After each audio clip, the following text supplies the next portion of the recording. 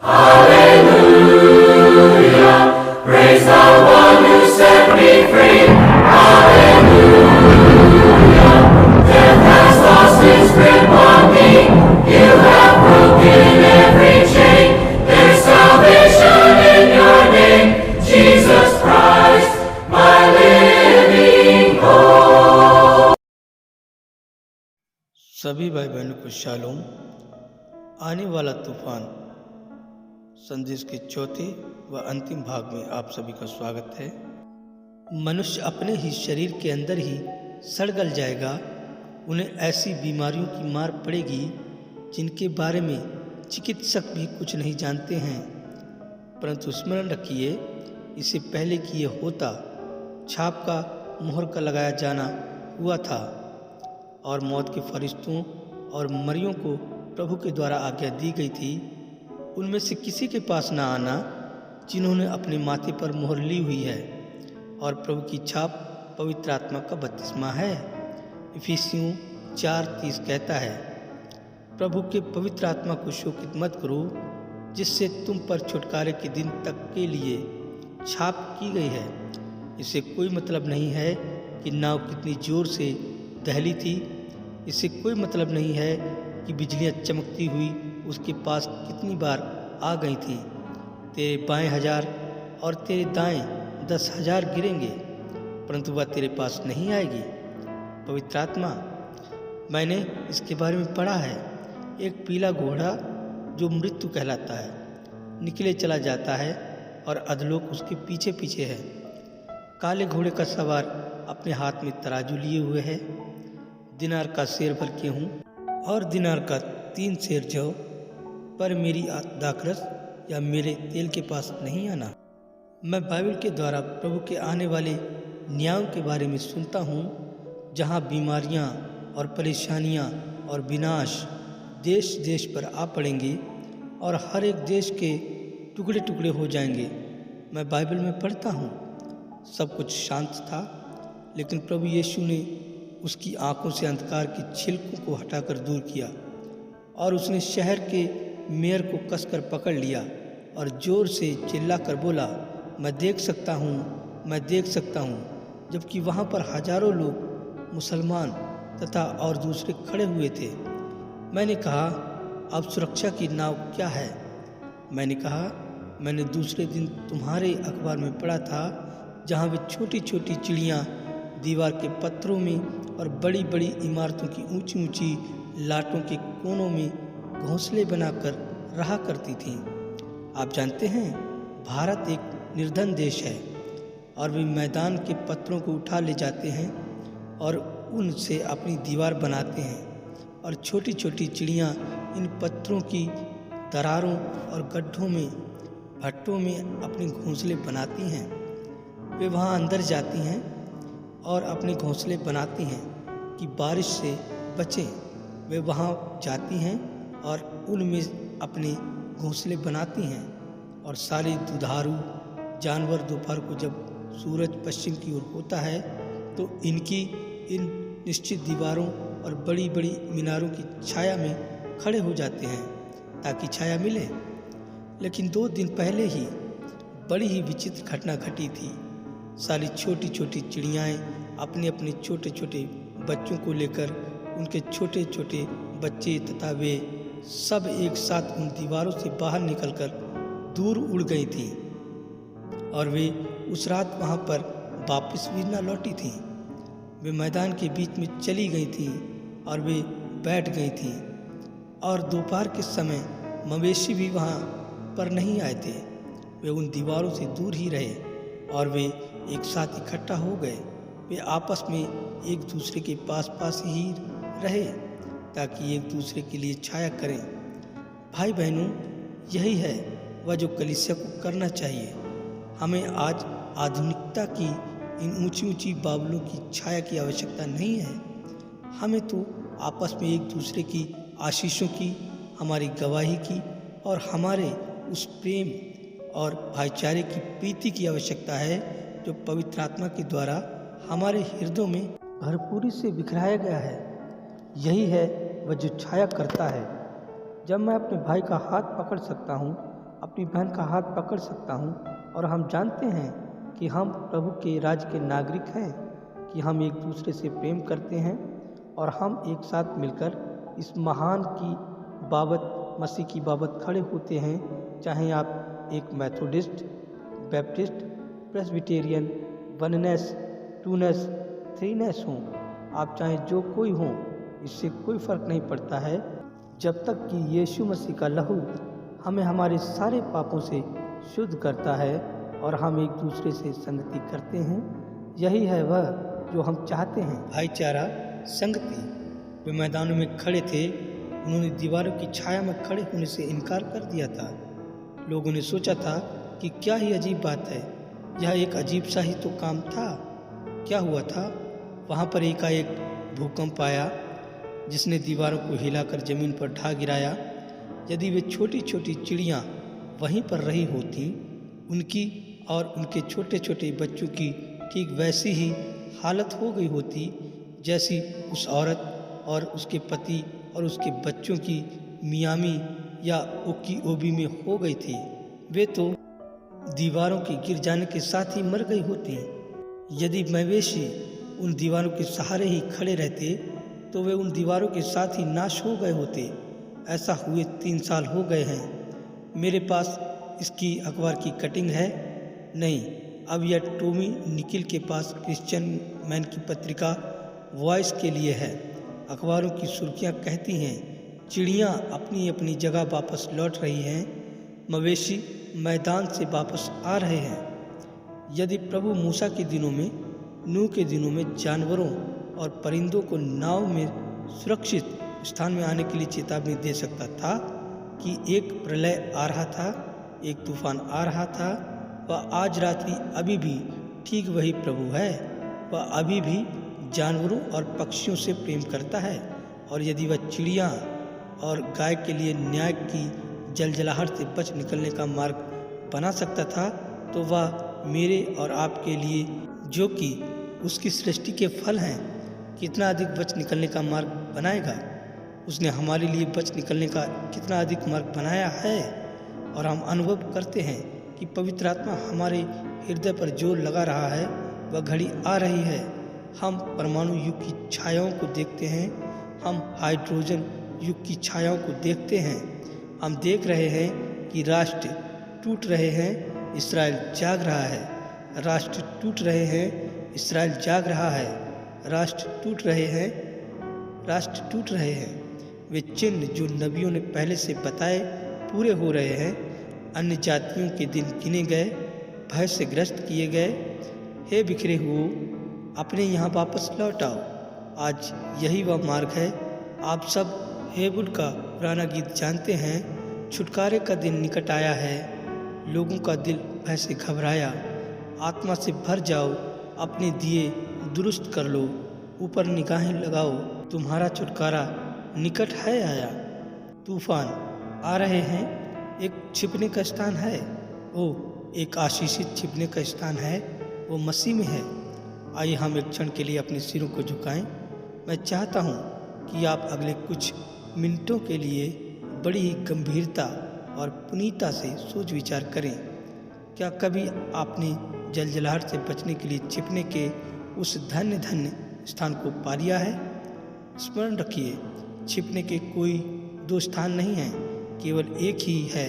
हो सकता है आप किसी कलीसिया के एक अच्छे सदस्य हों जिसके विरोध में मेरे पास कोई बुरी बात नहीं है, लेकिन यदि यही सब कुछ ही आपके पास है और आपका जीवन प्रेरितों के काम की पुस्तक के साथ मेल नहीं खाता है, और यदि वह पवित्र आत्मा जिसका आप दावा करते हैं कि वह आपके पास है और वह आपके जीवन को वैसा नहीं बना रहा है जैसा उन्होंने प्रेरितों के काम में व्यतीत किया था, और आपका जीवन प्रेरितों के काम की एक और पुस्तक नहीं लिख सकता है, तो उचित यही है कि आप चेतावनी ग्रहण कर लें। यदि पहली दाखलता ने पिन्तेकुस्त वाली कलीसिया उत्पन्न की थी, तो दूसरी दाखलता या दूसरी डाली भी दाखलता से निकली दूसरी डाली भी पिन्तेकुस्त वाली एक और कलीसिया उत्पन्न करेगी। उसके पास भी पिन्तेकुस्त वाला वही अनुभव होगा। वह उन फलों को लगाए हुए होगी जो पहली कलीसिया पर लगे हुए थे?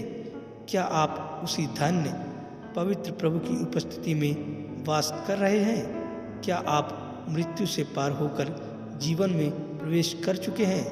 क्या आप किसी भावावेश पर, किसी मनोवैज्ञानिक प्रभाव पर या किसी बौद्धिक भाषण पर टिके हुए हैं? क्या आप बराबर उसकी उपस्थिति में अपने जीवन में आत्मा के फल लिए हुए हैं? क्या आप धीरज, भलाई, नम्रता, दीनता लिए हुए उसकी उपस्थिति में वास कर रहे हैं? क्या आप यह सहन कर सकते हैं कि कोई आपके विषय में कुछ कहे? और क्या आप उनसे इतना प्रेम करते हैं कि आप अपने हृदय में उनके लिए प्रार्थना करते हैं? या कोई स्वार्थपूर्ण छोटी सी प्रार्थना होती है? हे खुदा, मैं जानता हूँ कि मुझे उसके लिए प्रार्थना करनी चाहिए, लेकिन ओह नहीं भाई, प्रभु की मधुरता और प्रेम ही ऐसा करता है। ओ मेरे प्राण पर, हे पवित्र आत्मा मेरे प्राण पर मंडरा जा। मेरे भाई, क्या आपने सुरक्षा के उस स्थान को नहीं पाया है? किसी दिन मैं आखिरी बार फिनिक्स आऊँगा, शायद यही वह हो, यही है वह सब जो मैं जानता हूँ। और वह आखिरी बार जब इस मंच पर सुसमाचार का प्रचार होता है, शायद यह वही हो, मैं नहीं जानता हूँ। हम अंत समय को अत्यंत निकट आते हुए देख रहे हैं। इस्राएल अपनी मातृभूमि में वापस आ चुका है।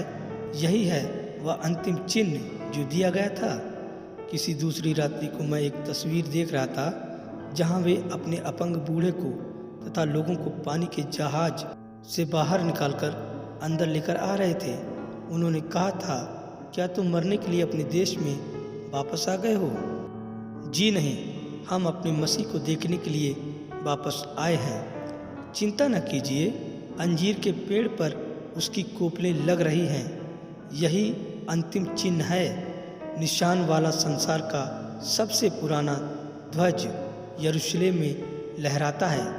अब वह एक राष्ट्र है, उसकी अपनी सेना उसके देश में है। उसे एक छोटे से समय के लिए अंधा किया गया था, मगर वह फिर से इकट्ठा हो रहा है। प्रभु ने इसकी प्रतिज्ञा की थी। तब अन्य जातियों का अंत आ जाएगा।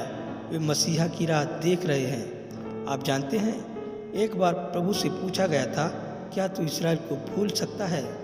बोला, आकाश कितना ऊंचा है, कितनी गहरी जमीन है, इसे नाप। नबी ने कहा, मैं नहीं नाप सकता हूँ। वह बोला, ना ही मैं इस्राएल को कभी भूल सकता हूँ, वह तो मेरी आँख का तारा है। यही वह अंतिम चिन्ह है। यीशु ने कहा, जब तुम अंजीर के पेड़ पर कोपलें लगते देखो तो जान लेना समय निकट है, वरन द्वार पर ही है। इस्राएल फिर से बसने लगा है। लगभग 4 हफ्ते पहले ही उनके पास उनकी अपनी मुद्रा हो गई है। उनके पास उनकी मुद्रा व अन्य सभी कुछ है। वह एक पूर्ण राष्ट्र है। हम किसकी बाट जो रहे हैं? अन्य जातियों के अंत की। और वह अंतिम चिन्ह जो अन्य जातियों को देने की भविष्यवाणी की गई थी, राष्ट्र तथा सारे संसार में चारों ओर दिया जा चुका है, जैसा कि उन्होंने सदोम के दिनों में किया था। जब उसने कहा था, तेरी पत्नी सारा कहाँ है? वह एक अजनबी था। वह कैसे जानता था कि वो सारा थी? और वह कैसे जानता था उसका नाम सारा था और वह अब्राहम की पत्नी थी? बोला, वह तेरे पीछे तंबू में है। और सारा तंबू के अंदर अपने मन में हंसी थी। वह पुरुष बोला, सारा क्यों हंसी? यीशु ने कहा था, जब ऐसा हो तो समय बहुत ही निकट है। इसे होते हुए देखते हैं। यह पूरा हो चुका है, अगला तो न्याय ही है। मित्र, क्या आप छिपने के उस मुबारक स्थान के अंदर हैं?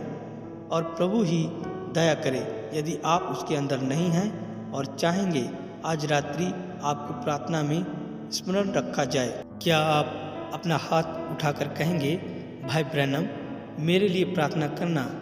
भवन में कहीं पर भी ऊपर उठा लें। प्रभु आपको आपको आपको और आपको आशीष दे। यह अच्छा है। प्रभु आपको आशीष दे। यह है। प्रभु आपको आशीष दे। क्या कोई और कहता है, भाई ब्रैनम?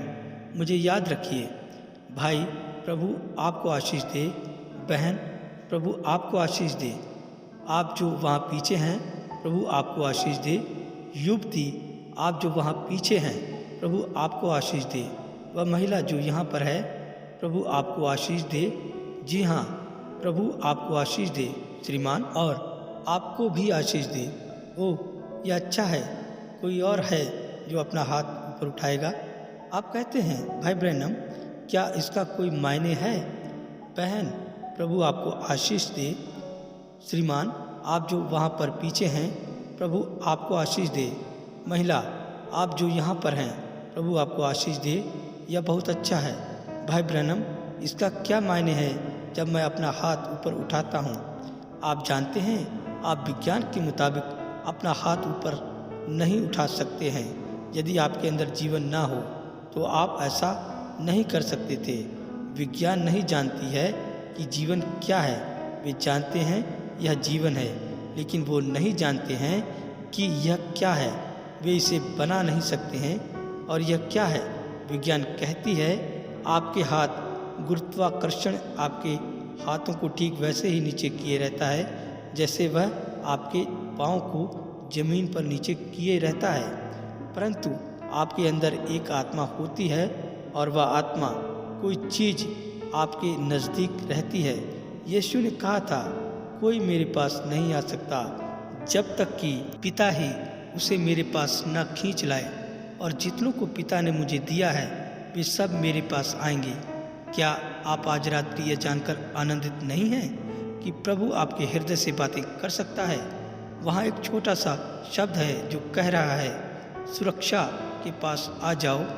अब देखिए, वह जो मेरे पास आता है, मैं उसे किसी भी रीति से बाहर ना निकालूंगा। क्या होना होता है?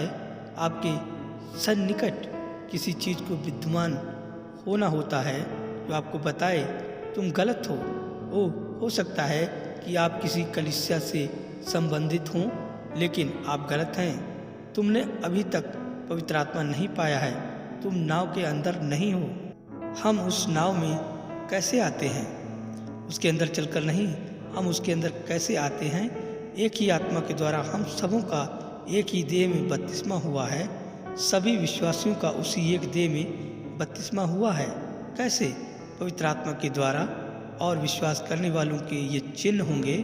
हम वहीं पर हैं, हम उसी देह में सुरक्षित हैं। यदि आप उसके अंदर नहीं हैं, आप आज रात की स्वयं अपने को शैतान के धोखे में ना आने दें कि वह आपको आपका हाथ ऊपर उठाने से रोके रखे।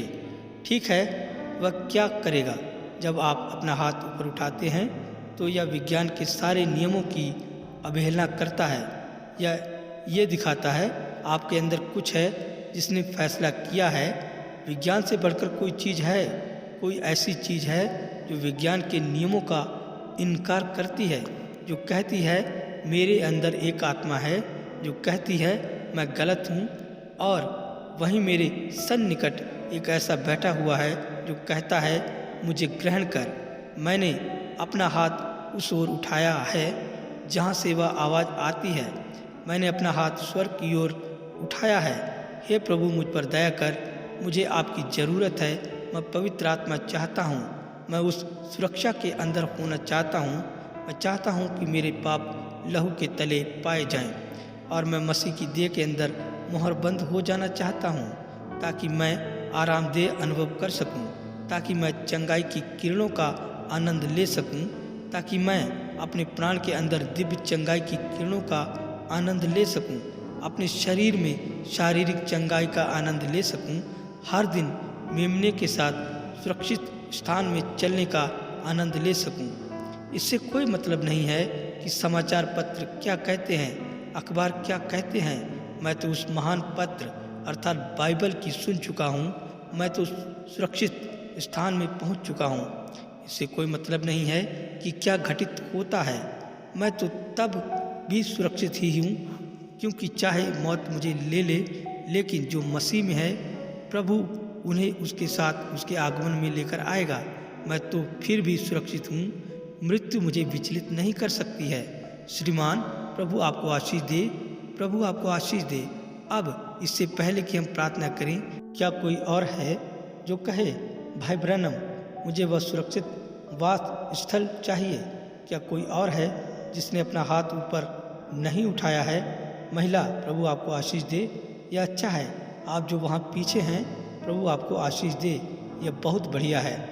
अब ठीक जिस प्रभु ने आपको कायल किया है कि आप गलत हैं, वही इसे आपके साथ ठीक करने के लिए यहाँ पर है। आइए हम अपने सिरों को नियत रूप से झुकाए रहें और प्रार्थना करें। आप बस उससे अपने ही तरीके से बातें करें। यदि आप उसे जन साधारण के जैसे और ज़्यादा कुछ नहीं कर सकते हैं, जिसने स्वयं अपने सीने पर मारकर कहा था, प्रभु मैं एक पापी हूँ, मुझ पर दया कर। प्रभु मैं एक पापी हूँ, मुझ पर दया कर। यही है वह सारी बात जो उसे कहनी थी। प्रभु इसकी बाकी सारी बात जानता था और वह धर्मी ठहरकर घर गया था। होने पाए कि आज रात्रि आप ठीक वैसे ही जाएं, तूफान से सुरक्षित होकर जाएं। हमारे स्वर्ग पिता इन मिले जुले और टूटे फूटे शब्दों को, जैसा कि मैंने कहा है, जैसा कि मुझे बोलने की अगुवाई अनुभव हुई, वे बाहर जा चुके हैं। और मैं प्रार्थना करता हूँ कि कैसे भी हो, जैसे कोई छोटा बच्चा वर्णमाला का उच्चारण कर रहा हो, उसके लिए कहा जाता है कि वह केवल यही सब कुछ जानता है। आप ही सारी बातें जानते थे और आप ही उन सारी बातों को समायोजित कर सकते थे। आपने उसके हृदय की सादगी देखी थी। प्रभु आज रात्रि आप मेरे गरीब दीन हृदय पर दृष्टि डालें और मेरे हृदय की सादगी को देखें। और प्रभु संदेश प्रेम और मधुरता में लोगों के लिए मायने रखता है कि वे इस विश्राम को जो आपने मुझे तथा और दूसरे हजारों को दिया है, ढूंढ लें कि यह होने पाए वे यीशु को अपने प्राण के उद्धारकर्ता के रूप में जान जाएं। और प्रभु यह होने पाए कि वह उनकी हमारे पिता की ओर अगुवाई करे और वहाँ पर वे उसकी खुली हुई पसली से होकर उसके सीने से सुरक्षित पूर्वक लग जाएं और उसे ग्रहण कर लें और न्याय से मुक्त हो जाएं। और हाँ प्रभु, आज रात्रि बहुतेरे ऐसे हैं जिन्होंने अपने हाथ ऊपर उठाए हैं। प्रभु मैं इससे अधिक क्या कर सकता हूँ कि उन्हें विश्वास करने के लिए बताऊँ।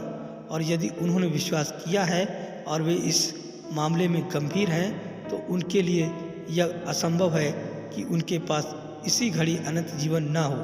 क्योंकि आपने कहा था, वह जो मेरा वचन सुनता है वे आपके थे, उन्हें ठीक से एक साथ नहीं रखा गया था शायद, परंतु आप ही उन्हें एक साथ रख सकते हैं। और हो सकता है कि आपने ही उन्हें एक साथ रखा है जिन्होंने अपने हाथ ऊपर उठाए थे। क्योंकि आपने कहा था, कोई मेरे पास नहीं आ सकता है जब तक कि मैं ही उसे अपने पास न खींच लाऊं।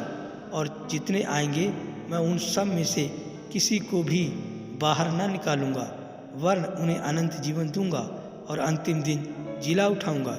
प्रभु प्रभु हम जानते हैं कि ये आप ही हैं। उन्होंने अपने हाथ ऊपर उठाए थे, वे आपको चाहते हैं। अब पिता उनके हृदय भर दीजिए, उनके हृदय भलाई और करुणा से पवित्र आत्मा से भर दीजिए।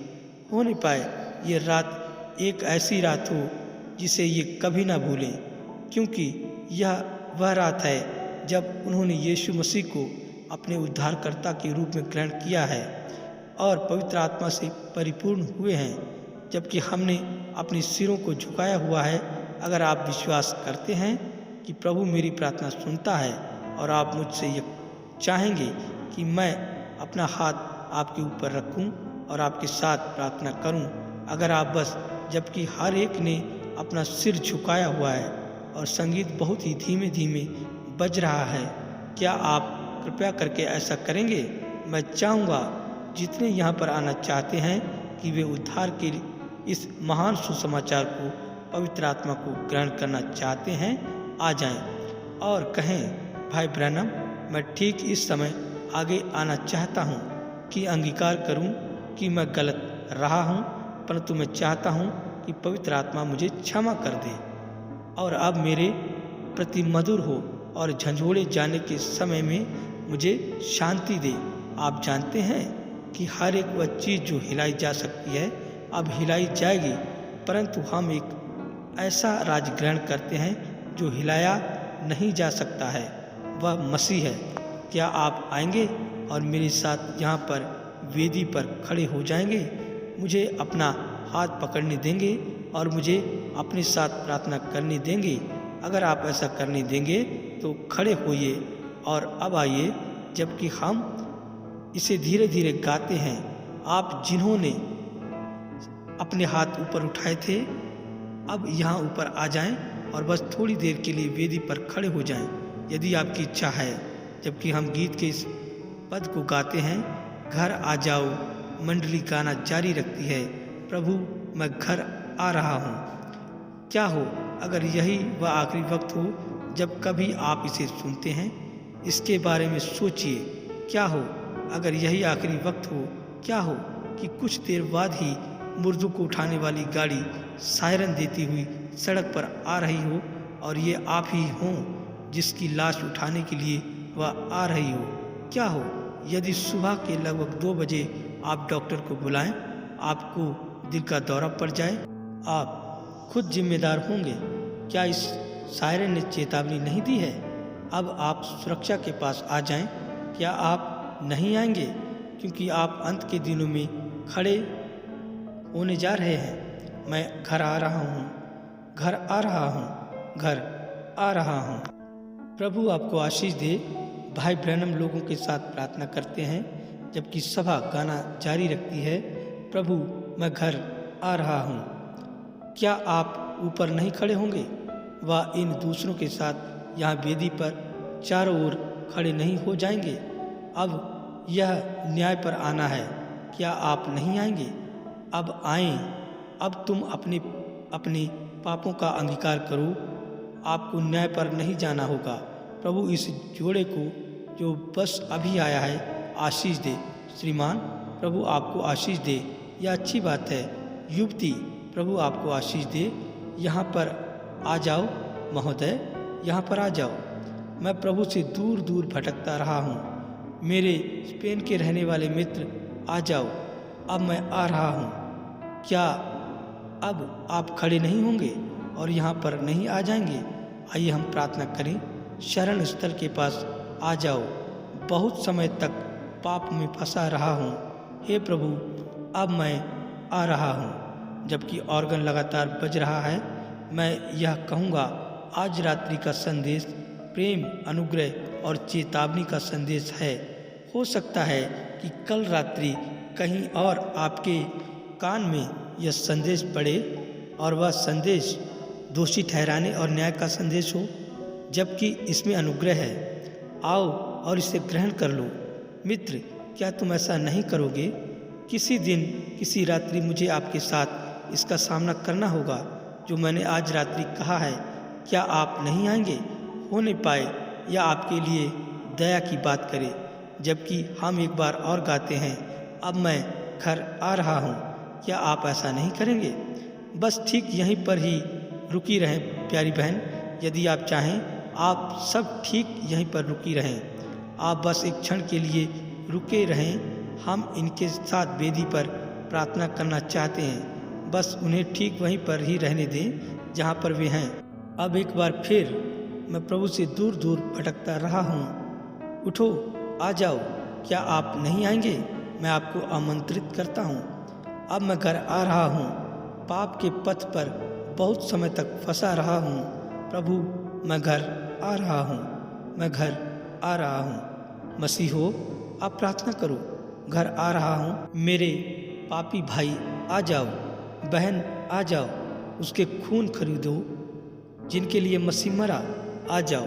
अब क्या आप नहीं आएंगे? आइए।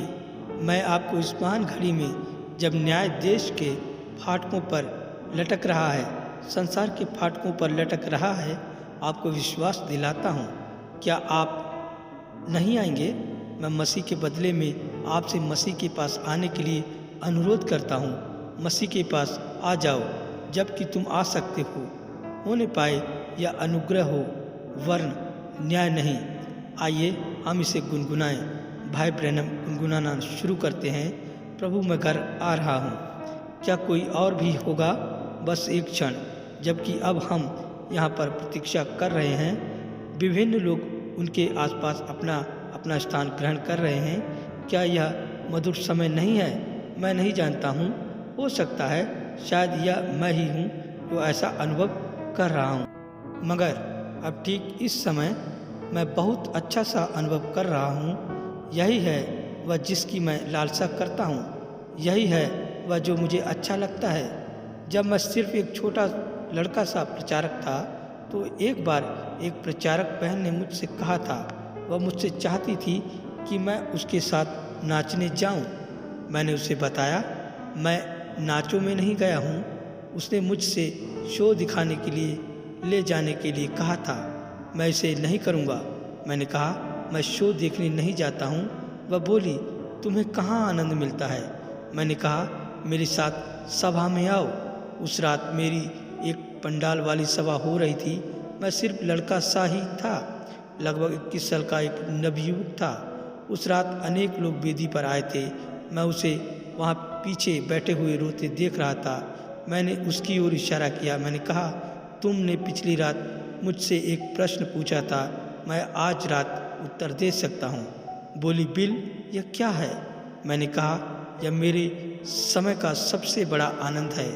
देखो पापी आते हैं, मेरे हृदय के अंदर संतुष्ट करने वाली कोई चीज़ है जो बस शांति के विषय में बताती है। घर आ जाओ, मैं घर आ रहा हूँ। कभी नहीं, मुझे बस मधुरता अच्छी लगती है। आपको ऐसा लगता है मानो पवित्र आत्मा विद्यमान है, मेहरबान है। बहुत अच्छा किया, बहुत अच्छा किया। या एक तैयारी है एक चंगाई सभा की। सबसे पहले तो आत्मिक चंगाई ही होती है। मसीह की देह आत्मिक देह बीमार है, उसे चंगाई की आवश्यकता है। मैं घर आ रहा हूँ। अब आप सिरों को झुकाए, हर कोई प्रार्थना करे, हर कोई प्रार्थना में रहें।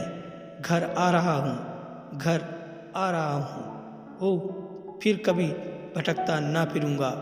भाई ब्रैनम वेदी पर लोगों से बातचीत करते हैं। प्रभु आपको आशीष दे।